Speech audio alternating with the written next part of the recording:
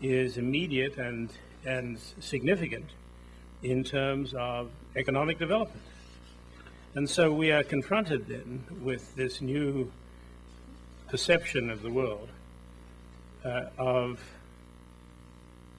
a world which has within it a very large number of people where equity and social justice is one aspect, but where significantly the issue of the environment in which we live is another. Inequality and environmental degradation become two hugely important issues. And as I said, they're not just between countries, they're also within countries. The other thing that I think we need to understand is that it is no longer just people who have been in the poverty business who are now taking an interest in this subject. In this region of the world, you have had with your regional organizations a very, very significant change in terms of the issues of poverty. Maybe partly because of the Asian Development Bank, but not alone. The IAA work plan, which is a plan from July 2002 to June 2008, has, as I'm told, 107 projects in infrastructure, human resource development, information and communications, and regional economic integration. And it is addressing the question of poverty and development, not as a matter of charity, but as a matter of enlightened self-interest. Unless this region deals with the question of poverty, I'm not foreshadowing political turmoil, but the truth of the matter is that if you have a young population that can't get jobs and there has no opportunity, and today they are able to see what the opportunities are in other countries, they become dissatisfied, as any one of us would become dissatisfied.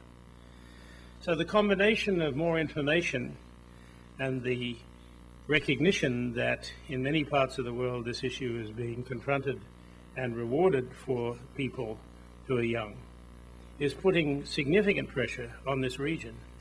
And I'm happy to say that the region has come together at the ASEAN ministerials, at the IAA conference, to really focus on the issue. And it's not just the regions. If you take a look at China and India, they are each reaching out to try and see first what they can do in regard to their internal populations and how they can bring about economic activities that will reward a greater portion of their population. I think many of you know in this part of the world who have focused on the 16th Party Congress in China that the first thing that they came out with in terms of their statements was an issue on two major themes. One was poverty and the other is the environment. This is not just for show. At the Congress that they presented their programs, they came out clearly and said the population and environmental problems are worsening. This was the starting statement. And they then went on to say, a large portion of the population find the national situation in employment, social safety nets, income distribution, education, medical care, housing, occupational safety, and public order to be seriously deficient.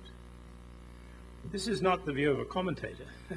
This is a statement by the people on the committee. And so we are seeing now, I think, a recognition, perhaps belatedly, but nonetheless effectively, that should guide us all.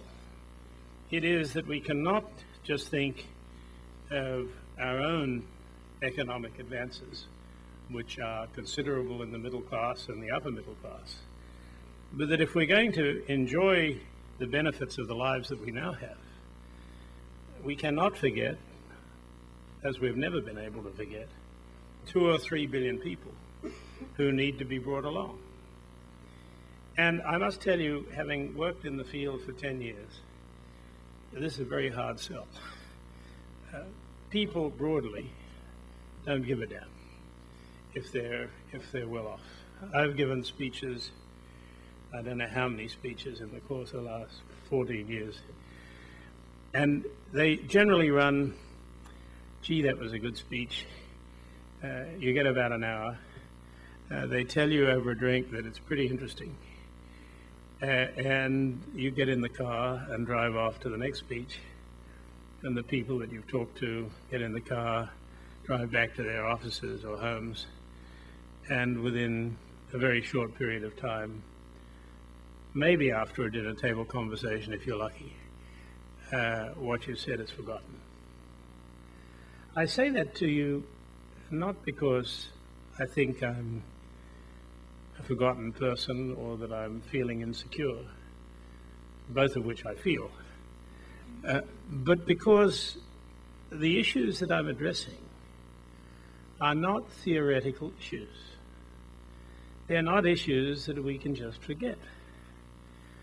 They're the issues that are going to determine the lives of our kids.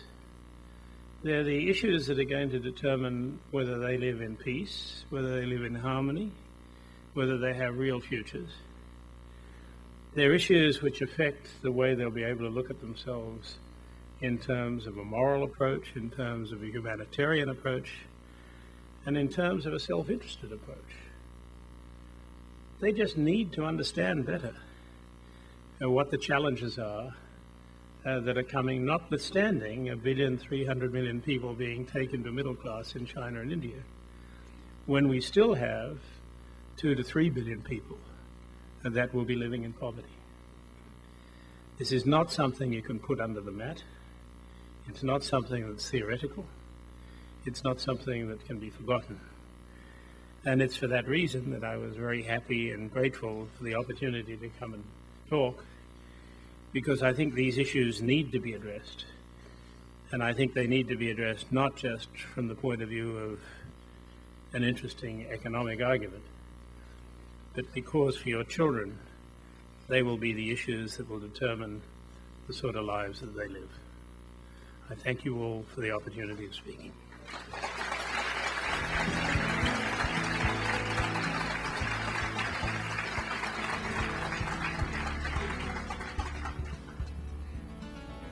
Thank you, Mr. Wolfensohn.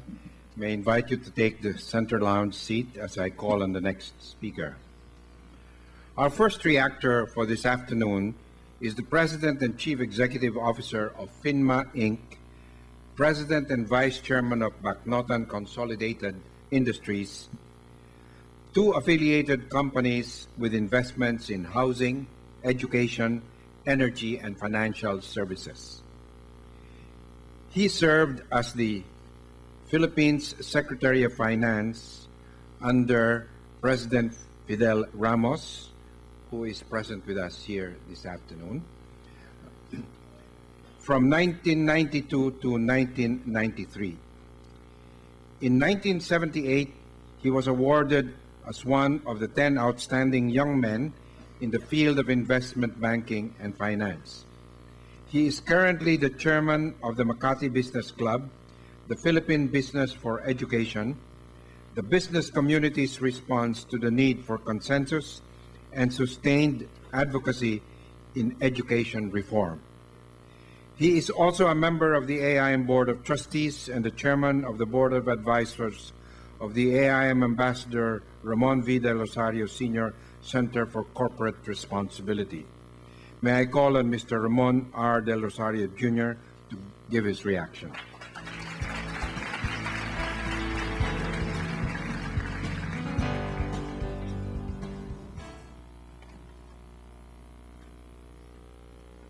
President Ramos, Mr. Washington Sisip, Mr. Joey Cuisia, Mr. Francis Estrada, Mr. Jaime Augusto Sobel, Mr. Wolfensohn, thank you very much, Mr. Wolfensohn. It is a pleasure to have the opportunity to react to your piece this afternoon. It is heartening to note that 3 years after leaving the World Bank, Mr. Wolfensohn has not diminished in his passion for finding solutions to the problems of global poverty. I believe I am not exaggerating when I say that for many of us here in the Philippines and in the developing world, Mr. Wolfensohn continues to be the face that we associate with the World Bank.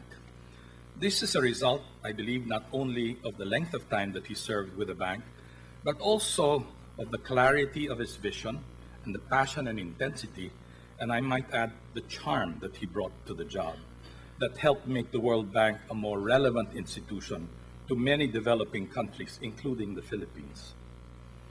In the decade that Mr. Wolfensohn served as World Bank President, our world achieved significant progress, not only in promoting sustained growth, but more importantly, in uplifting the lives of the poor in many parts of the globe. But many, as he aptly points out, have also been left behind. It has been almost a year since Mr. Wolfensohn wrote his op-ed piece about his inspired hypothesis of a four-speed world, and his words ring truer today as we face the challenge not only of subprime mortgage failures and the threat of global recession, but perhaps even more critically for the world's poor, the possibility of spiraling inflation in the prices of basic commodities and food in particular.